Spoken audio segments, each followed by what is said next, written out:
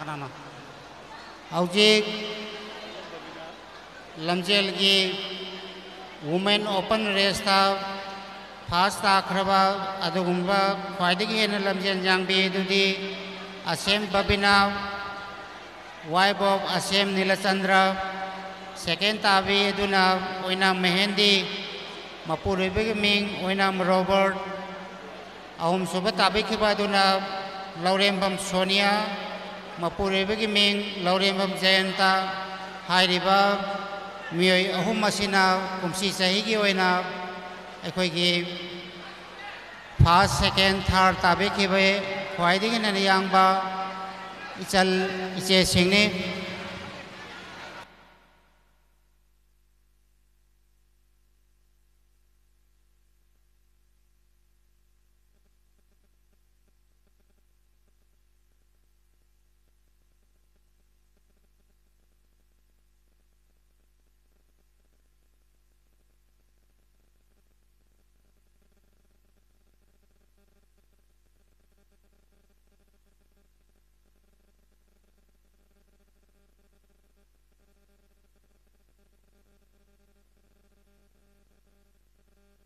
Aikoigi Women Open the Yobi Kissing of the Uncle Lebigo, Parenza Lebio, Women Open the Yobi Kiba, Aikoigi Isaniche Singado, Parenza Uncle Lebio, Women Open the Race the Yobi Kiba, First, Second, Third, Adugi Matanda, Parenza Uncle Lebin and Nabani Singere, Mayam Yamna Lang.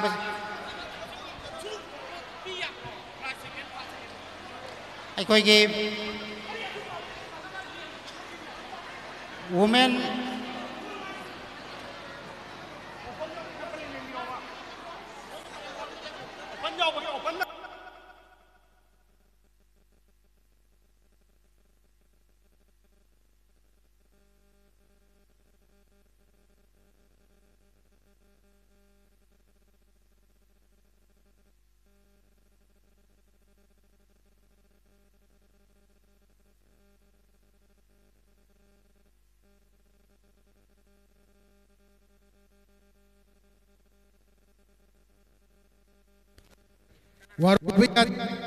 Ngasi gi oinadi koi gari ase मनुंगदा थौ चतबा याबगी अयाबा अदु लेजद्रे मीसे सिनगी मरमना यादे कोई इकाई खमजरबा chairman अहलमल Singh नुपागी open असिदा लमजेल गी मना पीबीगदब सिंह पीबीबा हौबिरो अखोई लमजेल गी ओपन रेस्ता मना पीबीगदब सिंह अदु पीबीननरबा सिंजा लांगजेर मैकैदगी निंसिंगजरी डोनर ओइबिगिब सिंगना इसा इसाना चंगलगा मेन ओपन रेस्ता मना फंबिख्रबा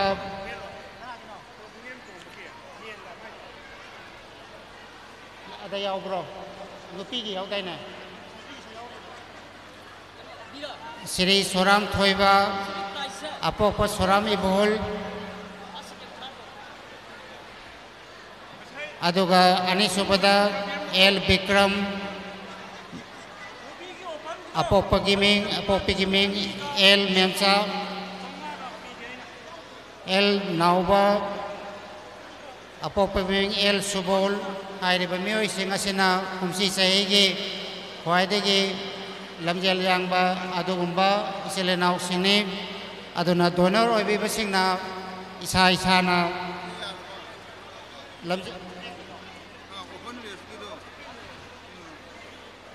लमजेलोइसिंग असिदा प्राइज पिबिननबा सिंजा लांगजरेबगी माइकैदगी नोलुर निसिंगजरी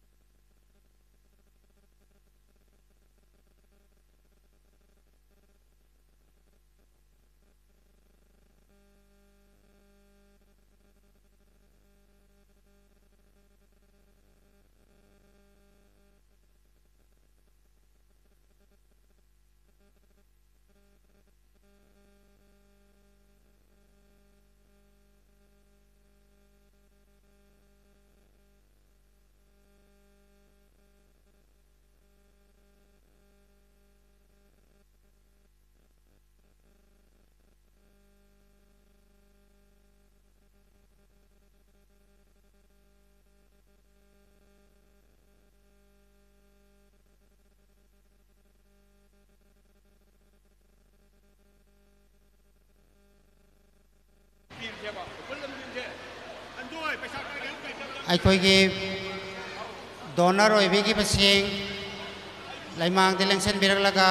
फर्स्ट सेकेंड थर्ड तारबा असिगुमलबा इचेलेनाउ सिंग असिदा पिबिनिंगबा प्राइसिंग हाइबिकिबा प्राइसिंग अदु पिबिननबा सिंजा लांगजेरबे माइकैदगी नोलुर निसिंगजरी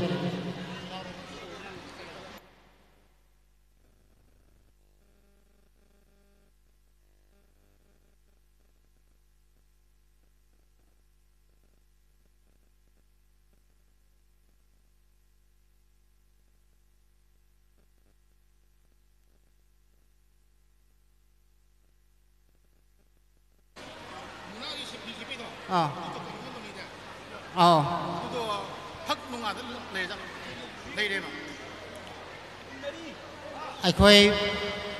डोनेशन डोनर ओइबिगिब सिंग लेंसन बिरगलो अदुगा अंगम अंगमबा इसा इसाना तौबिगनि हाइबदु तौबिननबा सिंजा लांगजेरबे माइकैदगी नोलुर निसिंगजरी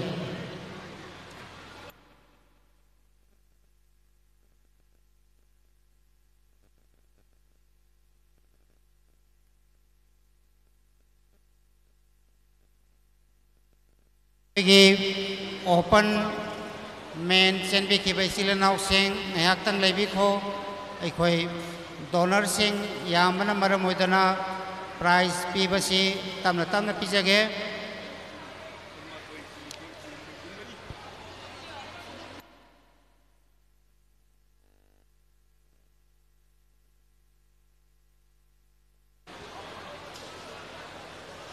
ꯑꯩꯈꯣꯏ ꯀꯅꯥꯒꯨꯝꯕ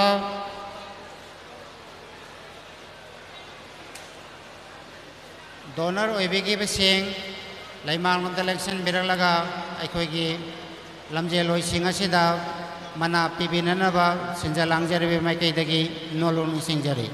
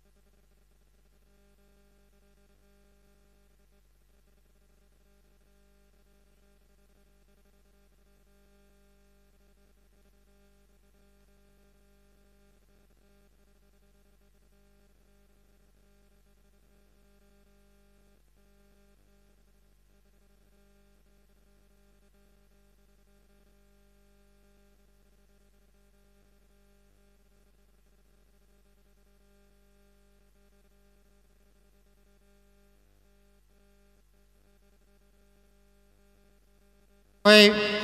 Women Open the first, second takraba, Ichan Nupi Singh, Isalisi Singh, Asem Babina, Waibo, Asem Nilasandra, Lai Gilimang the Topirolo, second Takiba, Takibi, Oinam Mehendi, Waibo, Oinam Robert, third Takiba, Laurembam Sonia, Waibo, El Zenta, Laimanglomda, first, second, third, Takiba, Silinao, Adu, Laimanglomda, Topiranaba, Sinja Langzeri, Makedegi, Nolu Nisingari.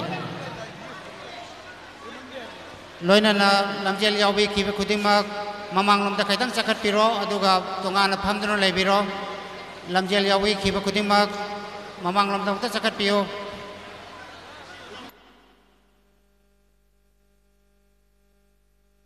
Nana Lepiriba Manumapang Sing Yaragadi Amuta Pamnabatobio, Nongsuta Salagle.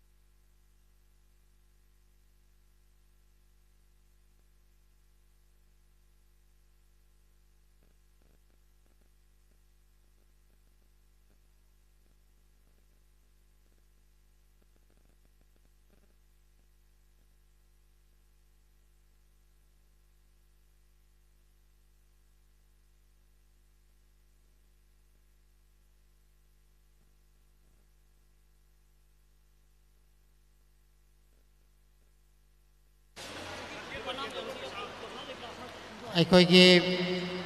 women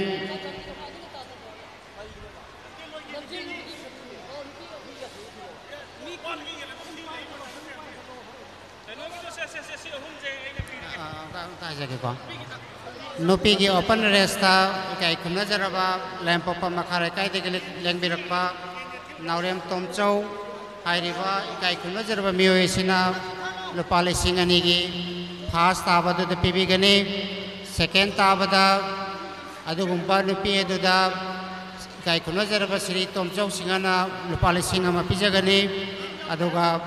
third tabadu da lupachama pijagani Asigulaba, Puxel Sauraba, Selenawani, Asina, Lamjeloi Singasibu Puning Tagot Poena, Bibigidamak, Sinja Langer, Makidagi, थागतपा नुंगाइबा फोंदोकचरी लोइनना इबोदो event दौनसो थौजानबेबा ओइसनु हाइदुना सिंजा लांजरबे माइकैदगी इबोदो इवेंट दौगे खुया खादा हन्ना हन्ना चंगजरी अखोइगी नुपीगी ओपन रेस्ता मना पीबीगदबा अखोइना हानसो हाइजखरबा इचिलेनाउसिंग अदु मना पीबीननबा सिंजा लांजरबे माइकैदगी नोलुंगना निसिंगजरी अखोइगी लाइगी पुखरी चौबासदगिना लाइनुंग चंगलकपदा लमजेल लोयेमगी ब्रश ताहौरेये अदुना कनागुम्बन खुनबीरगदी साना रोयदबु नुंसीबिदना अमुक्ता पीबीननबा निसिंगजरी अखोइगी प्राइज पीबीगनी हाइना खंगनबिरगलबा इचिलेनाउसिंग हौजे हौजे वुमेन ओपन की फर्स्ट सेकेंड थर्ड ताखरबा अदुगुम्बा इचलिचे सिंगनी फर्स्ट तारिबासी असेम बबिना मपुरेबी ममिंग असेम नीलचंद्र सेकेंड तारिबासी ओइनाम मेहंदी मपुरेबी ममिंग ओइनाम रॉबर्ट थर्ड ताबा लौरेंबम सोनिया मपुरेबी ममिंग लौरेंबम जयंता हाइरिबा इचिलेनाउ इचेचल असिना कुमसी चाहीगी ओइना ख्वाइदगी हेना लमजेन यांबी अदुगुमलबा इचनिचे सिंगनी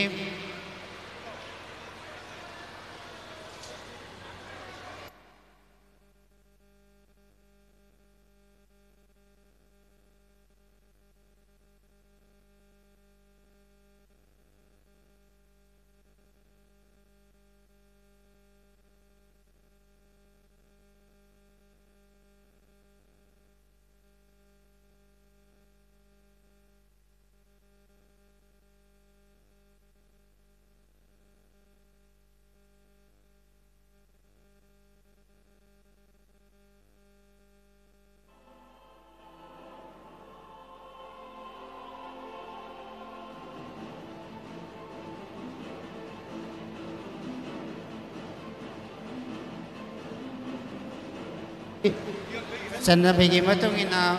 लमथा बोइबसिंगना अखोइगी तेंबांग नीबगी चनबी चनरई मरमदुना फर्स्ट सेकेंड थर्ड तारबा चलिचे सिंग अदुगा लोइनाना अखोइगी तरेट की चंजा नीबा अकोइबसिदा चटपिननबा सिंजा लांजरबे माइकैदगी नोलुनिंग सिंजरी हौजे हौजे नोंगी फिबमना खरा नातै चादबनिना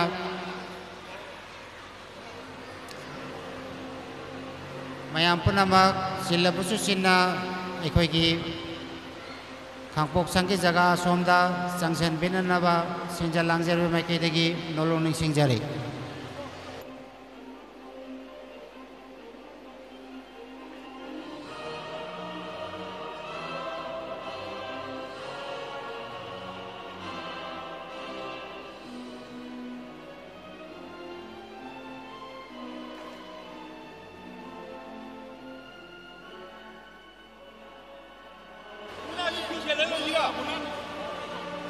मुंगना सानबीगदबा लमजेल की थौरम असी लोइरबा मतुंग असिदा अखोई लाइगी ओइबा तंगाई फदना तौगदबा थबक थौरम सिंगी मनुंगदा मुंगना हाइबसिसु यामना मरु ओइबा लाइगी हक्तक्तिगी हौना चनरक्पा अदुगुम्बा मसाना मने मरमदुना असिगुम्बा मसाना सि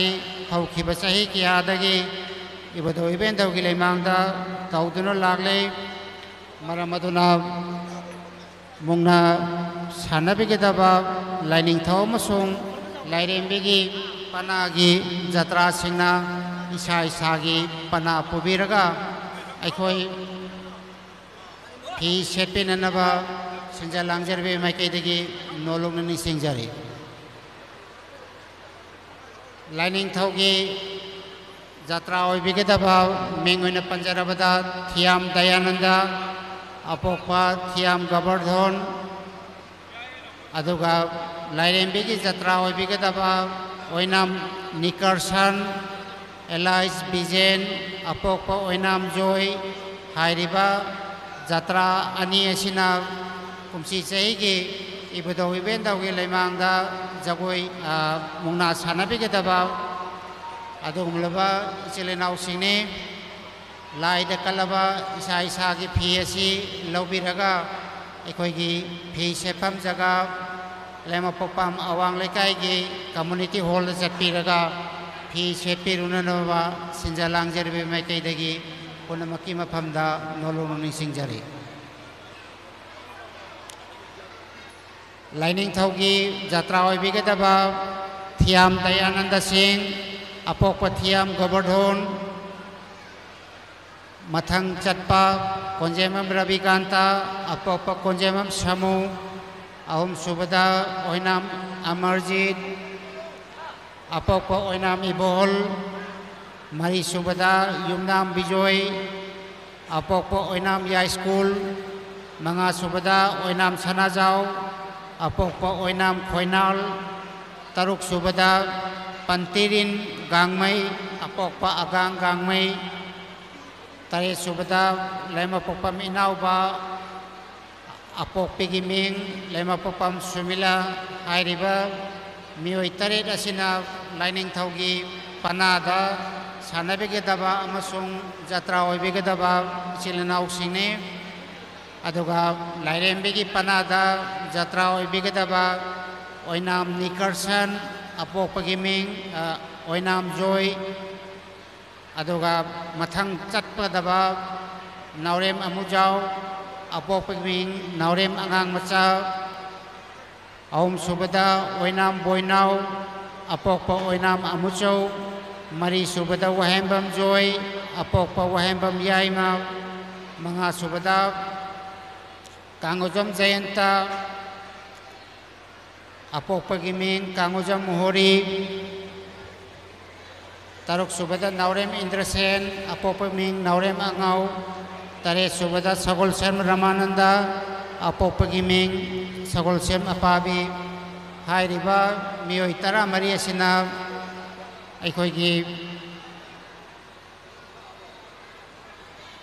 Lining Thau Masong Lairembigi Panada Jatra Oibigedaba Amadi Pana Oibigedaba Ichilenau Singni Maramaduna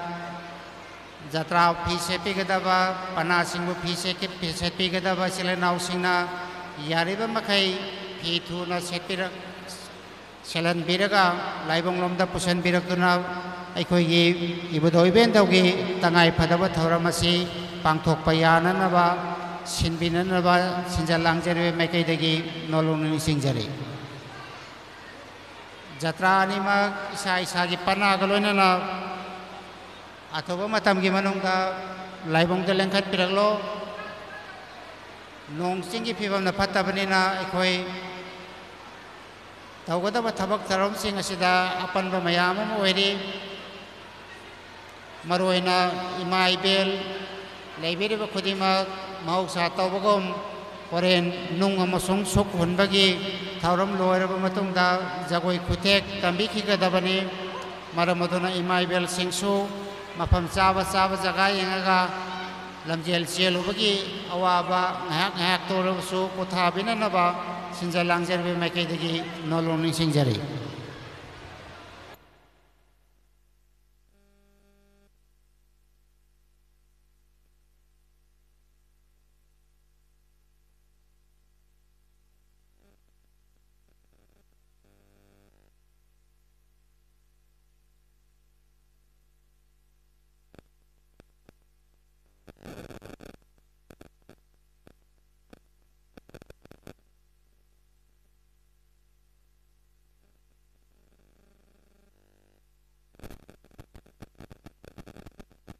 Aikhoigi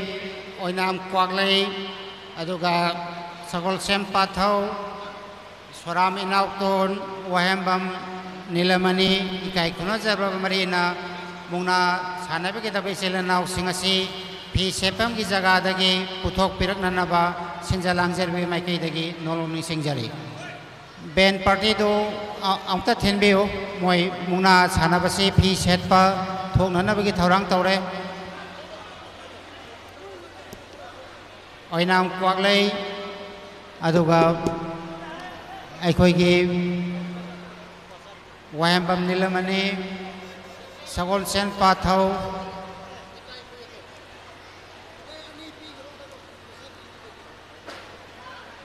ꯁꯣꯔꯥꯝ Inaoton ꯍꯥꯏꯔꯤꯕ ꯃꯔꯨꯞ ꯃꯄꯥꯡꯁꯤꯡ ꯑꯁꯤꯅ ꯃꯨꯛꯅꯥꯒꯤ ꯁꯥꯟꯅꯕꯗ ꯌꯥꯎꯕꯤꯒꯗꯕ ꯏꯆꯤꯜ ꯏꯅꯥꯎꯁꯤꯡ ꯑꯁꯤꯕꯨ ꯄꯨꯕꯤꯔꯒ ꯗ꯭ꯔꯦꯁ ꯑꯞ ꯇꯧꯍꯟꯕꯤꯔꯨꯅꯅꯕ ꯁꯤꯟꯖ ꯂꯥꯡꯖꯔꯤꯕ ꯃꯥꯏꯀꯩꯗꯒꯤ ꯅꯤꯡꯁꯤꯡꯖꯔꯤ